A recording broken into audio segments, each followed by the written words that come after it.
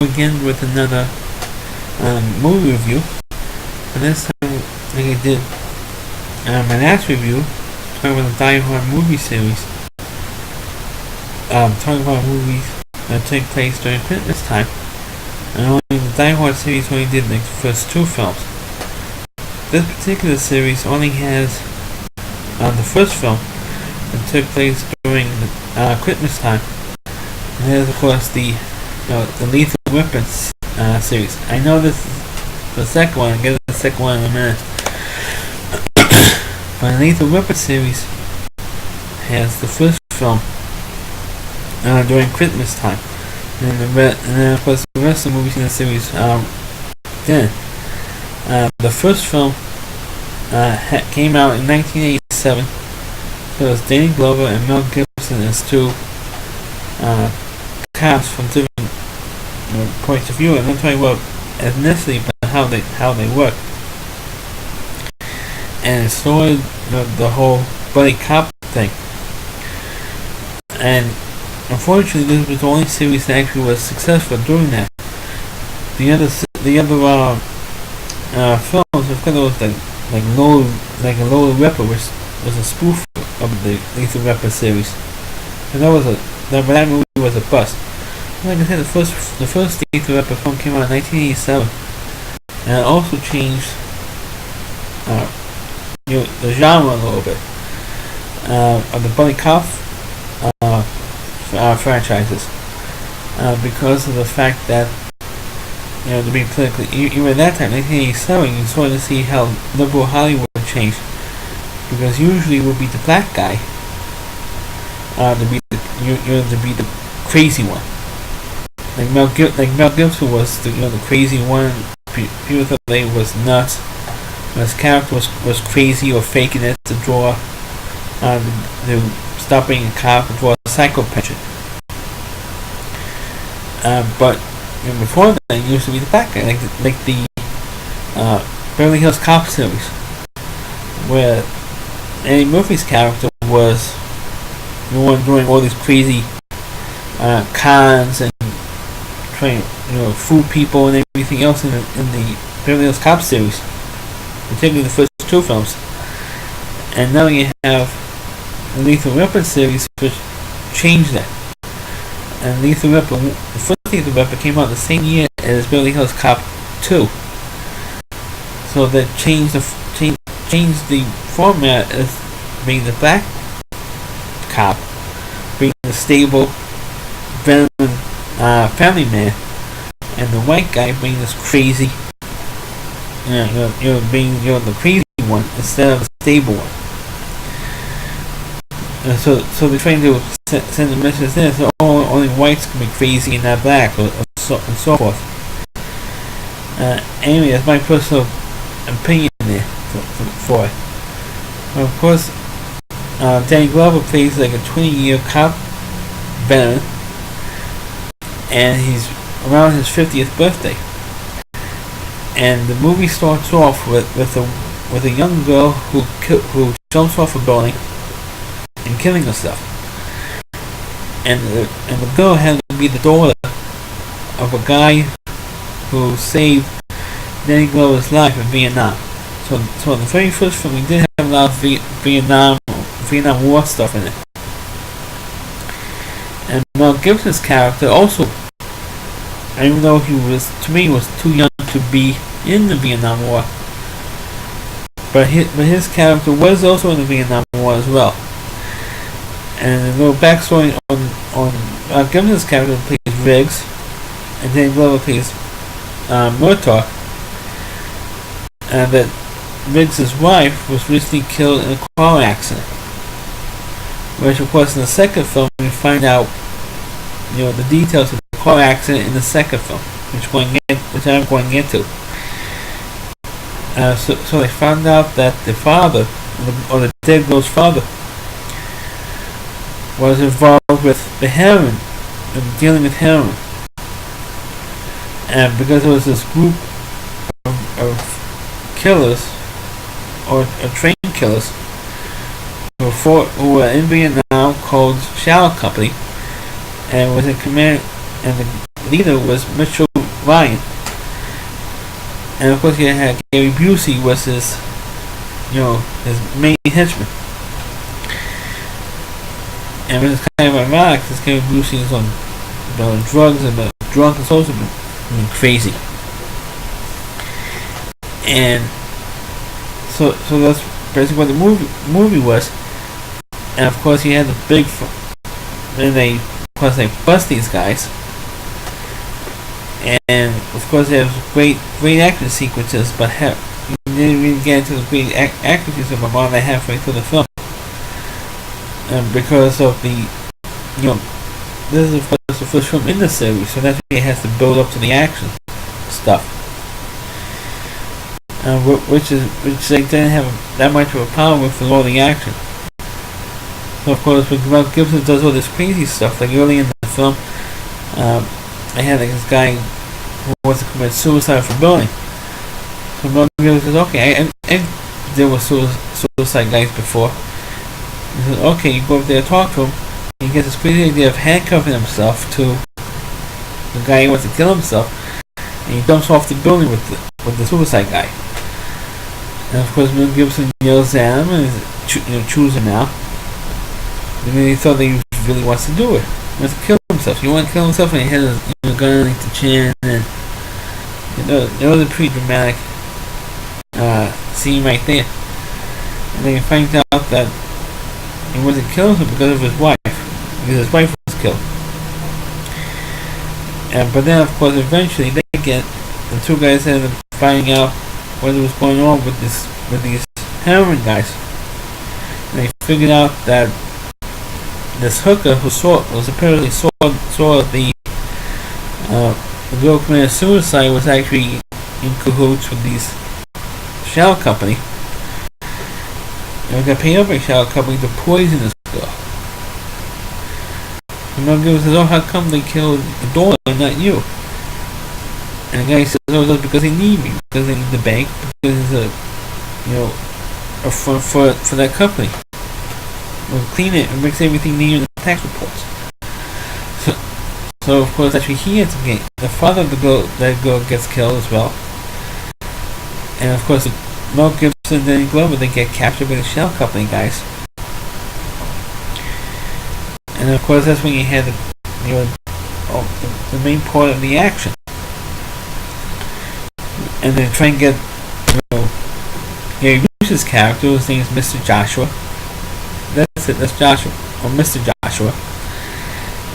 And of course they had the big fight scene on Danny Glover's run. For some stupid reason, every one of these movies, some of the action, or if not all of the action, takes place in and around Danny Glover's house in the film. I don't know why, but that's how they said it happened in the first movie, happened in the second movie. By the time you get to the third film, you get sick of seeing the actor in his house. Can you have the actor somewhere else other than his house? But that's what they did. They had the big fight scene. He gets killed. Spoiler: Gary Busey gets killed in the end. So does most of the shell company guys. And the movie became a huge hit in '87. So 2 years later, they came out with the video for Lethal Weapon 2, which came out in, was generally called at the time the year of the sequel. It was 1989. Because you had Lethal Weapon 2, you had Indiana Jones and the Last Crusade, you had Ghostbusters 2, you had James Bond film, I think it was License to Kill, came out that year. So you had, other than Batman, and of course you also had Star Trek 5 as well. So you had sequel after the original Batman film. The 1989 Batman film, you had sequel after sequel after sequel. It came out that summer. So this is the second one. I thought this one was a pretty decent follow-up to the first one. I thought it was just as good as the first one.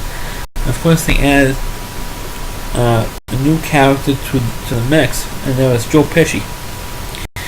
And then, of course, it was before he did his Academy Award-winning turn in Goodfellas, which came out the next year, and then of course 3 or 4 years later, we did My Cousin Vinny. he plays a witness, or fellow witness, to this crime syndicate. And it was Mel Gibson, necessarily Vincent Murtaugh, the Mel Gibson and Danny Glover characters to protect this guy. And of course, the movie does start off with a wild and crazy high-speed chase with these drug dealers, which of course you didn't think was to be a minor thing. There was a teaser piece in the beginning of the film, but those guys, that storyline is going to catch up to the rest of the film, because those guys were connected to the guys who Joe Pesci was going to testify against. And of course, the leader of the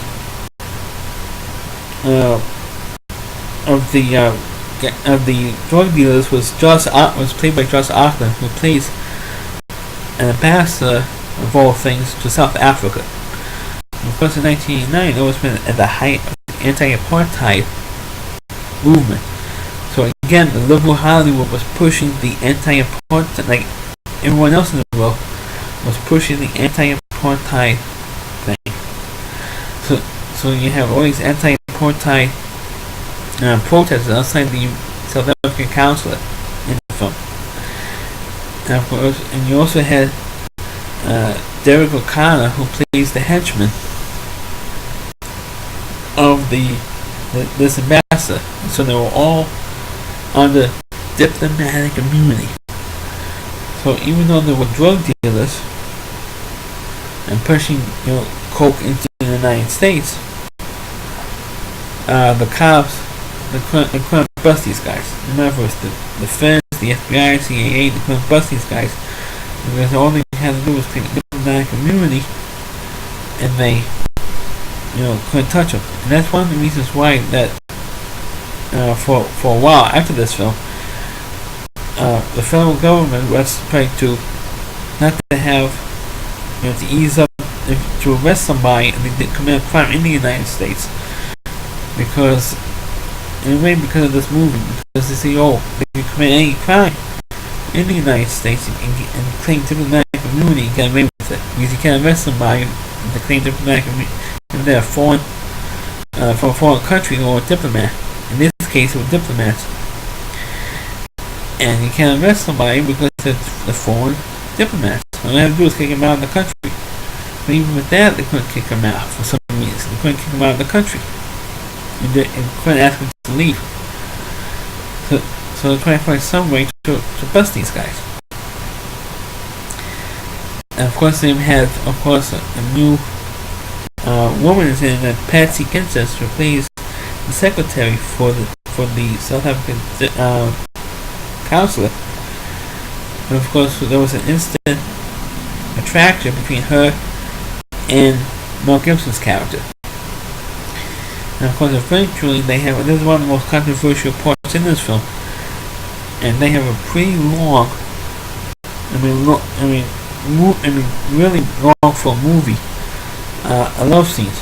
They always seem to be cutting back to Mel Gibson and Patsy Kensis characters having sex in Mel Gibson's trailer. And of course, you do see a little nudity of her in this in the love scene they had. And they were complaining about it because it was A, too long,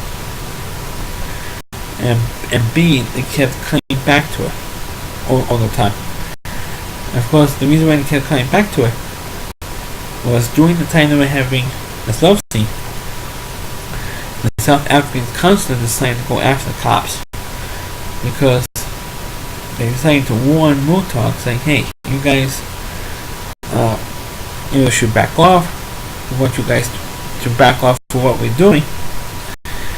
If you don't back off, it's going to get bloody." Of course, actually, they wouldn't back off, so they decided to kill the cops one by one, and sometimes two at a time, and more than one.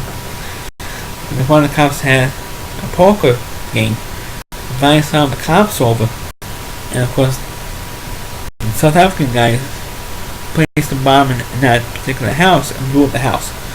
So they killed about 4 or 5 cops that way. They had a lady cop blew her up in a pool, set up a bomb on a diving pool. And of course, one of the most talked about scenes was they put a bomb on Murtaugh's toilet. And as he's sitting on the toilet, he looks over at the toilet paper and sees the message, "Move, you dead." And of course, he doesn't want to move. So Riggs checks in on him, find out how come he hasn't checked in, and he only sees him on the toilet, and actually to look behind the toilet to see that there's something there. And of course he's having to squeeze back in there, and of course he sees there was a bomb stuck to the toilet. So if he gets up, it's going to explode. So of course he has the bomb squad in there, and of course he happens to be getting out of there alright. But then when all the other cops start getting killed, that's when Riggs decided, hey, let's go after him. And of course he had extra motivation because the girl they just had sex with, perhaps the cleanest sex of his life with, had been killed by South African guys, because the head of the counselor got jealous. The Josh Auckland character, he got jealous that she had no feelings for him, but had feelings for Mel Gibson's character, and he, I think, gets kind of betrayed and killed the girl. Where he didn't see them actually killing the girl, but actually they grabbed her, and they tried to do like a Houdini type wall stunt. And after Mel Gibson escapes from like a straitjacket, and one of those straitjacket escapes by Harry Houdini. Then they found out that he saw the girl lying there under the water, dead. So of course he had extra motivation to go after these guys. And of course he had the extra motivation because apparently the second command guy killed Mel Gibson's wife. Of course he found out how she died. Mel Gibson's wife died, and that's because they're supposed to have like a dinner for two, and he didn't get there. He got there late, and he got to the house and he forgot all about the dinner, and he got home and there was a call saying that his wife was killed in a car crash. Well, the second command the South African guys told him that when Mel Gibson was working in narcotics, he was a narcotics detective. He told him that he was the one who killed had a contract to kill him. I mean, he had a contract to kill him. So he followed his car to his restaurant, and instead of killing him, he killed his wife instead. And of course Mel Gibson went nuts, and of course when they do invade, when Mel Gibson and Riggs and Murtaugh went to the pier to confront it, because they were about to leave for South Africa with all the drug money and whatever drugs there are. That's when he had the big fight scene with the second command guy. So again, the second movie in a row, Mel Gibson had a fight with the second guy, the second command guy. The first one was Gary Busey. This one was this particular guy, and it was a great fight scene. It was not as fast as in the first one,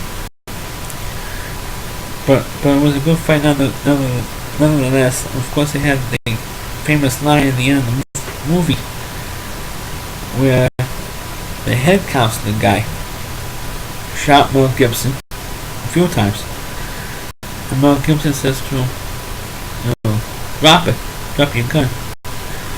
Of course the guy says diplomatic immunity, and it's like, with his ID information. So of course Anglo always does this, the thing with his neck, that's this thing. And he shoots him in the head. He says, it's just been revoked. Which of course that line was spoofed in Family Guy. And that's pretty much how the second one ended. And then 3 years later, 1992, came out Lethal Weapon 3, which by that time, of course, the plot for Lethal Weapon 3 was a former cop who was running weapons, all sorts of guns and ammunition, hollow point bullets, or known as cop killers on the street, and that's pretty much the plot of the third one. But by that time, in 1982, the bit of Lethal Weapon movie started getting a little bit tired, and the act started getting tired. Because Joe Pesci was so good in the second film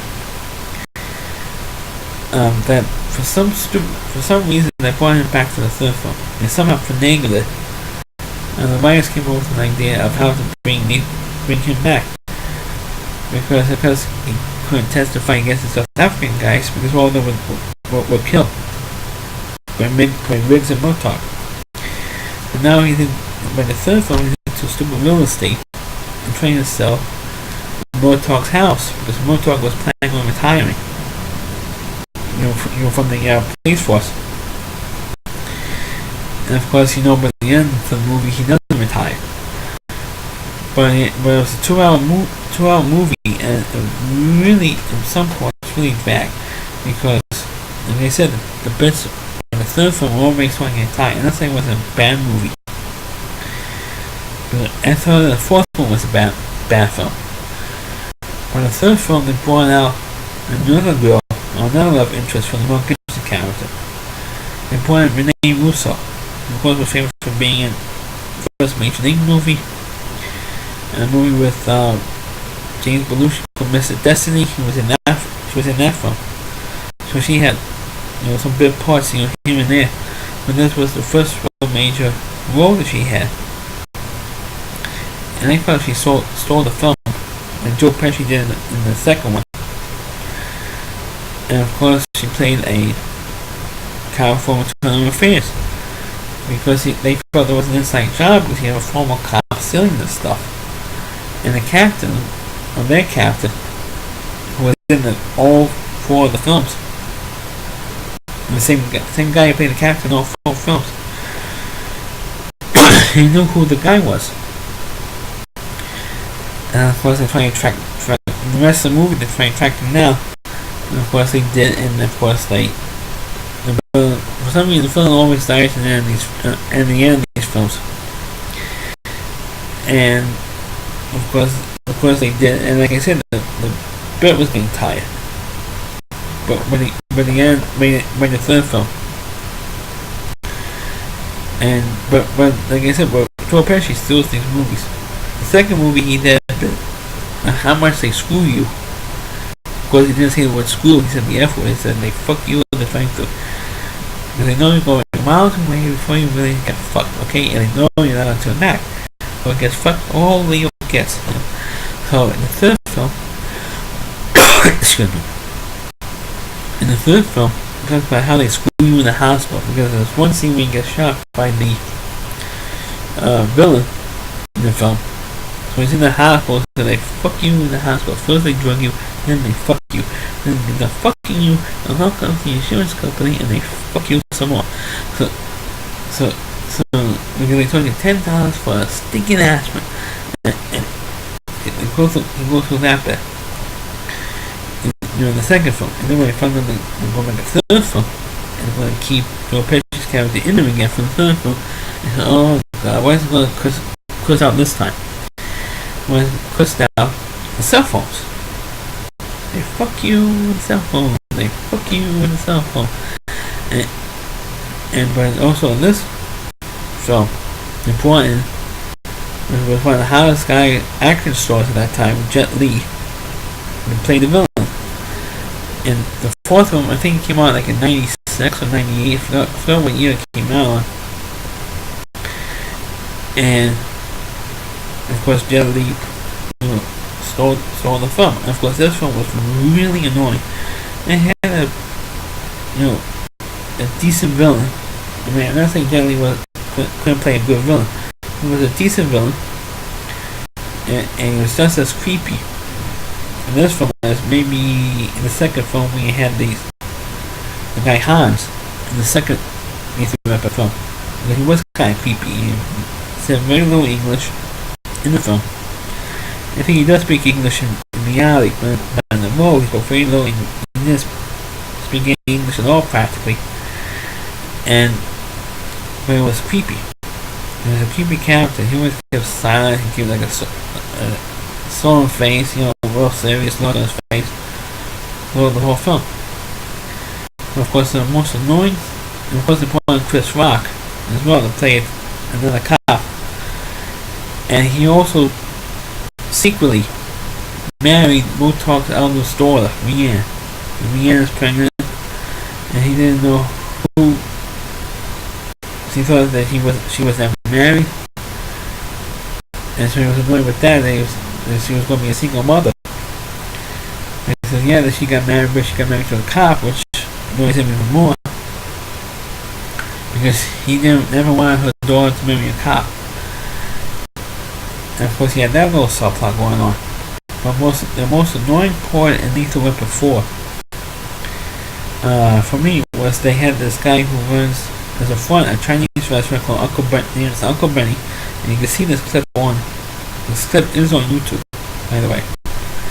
The infamous dentist scene, the laughing gas scene from Lethal Weapon 4, which is annoying as hell. For some reason, cartoon shows laughing gas scenes work, but for a movie, for a live action movie, laughing gas scenes or live action television, unless it's going to be a superhero show, laughing gas scenes only work maybe in comedies. That's it, or superhero shows. It does not work in an action film. And of course, the reason why they had the scene in this because they wanted to get it. They found out that Uncle Benny had a dentist appointment. So they somehow break into the dentist's office using Joe Pesci to get the doctor out of the room. Want to get the dentist out of the room. So there's a Murtaugh with Chris Rock and Bork in there. And they had the nitrous tank right there.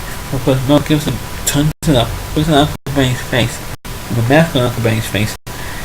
And of course, he goes, and then she gets affected. So, oh, he's stoned now. But then Mel Gibson keeps holding the mask up. And he turns up the gas even more, and of course the gas is coming out of the mask. And of course, it eventually infects everybody in the room. And it was, annoying. And that's when the news came out that Chris Rock is actually Mel Gibson, Danny Glover's or Murtaugh's son-in-law. Someone says, "Oh, I think you were, you were a fairy." No, I'm not going. He does this, pumping himself in the door and saying, "Your baby is having my baby." All that stuff. But then, of course, in the end, Renee Russo's character is now involved with Riggs, and she got pregnant by Riggs. So therefore, she's going to have a baby, and Rianne's going to have a baby. Both of them had their babies on the same day. And the funny part is, we all know what an anti-Semite Mel Gibson is for his Broken Man 3 years ago, and of course for making that movie. So they have a bed where she's rushing Renee Russo into the delivery room. And he says, "Oh, I want to get married before I give birth." And that's the only thing that, the only person that Joe Pesci could find was a rabbi. So which is kind of, this was like a couple of years, or a few years, about 10 years before Mel Gibson made his infamous comment. So he said, "Oh, a rabbi." And he was shocked. They found the rabbi or the chaplain in the hospital. So they found this guy, and they did like a fake, or just to say the words rabbi. Not because the rabbi doesn't know how to do a non-Jewish non-Jewish wedding, of course. It was kind of funny, but they just said the words so they could hear him and they gave birth, and that's pretty much how the movie ended. But like I said, Lethal Weapon 4 was a waste of time seeing, because I thought that really milk the series. Thankfully, they never made a fifth one. in this series. So that's my review of the Lethal Weapon movie series. Please like the review and please comment on it, and we'll catch you next time. See you later.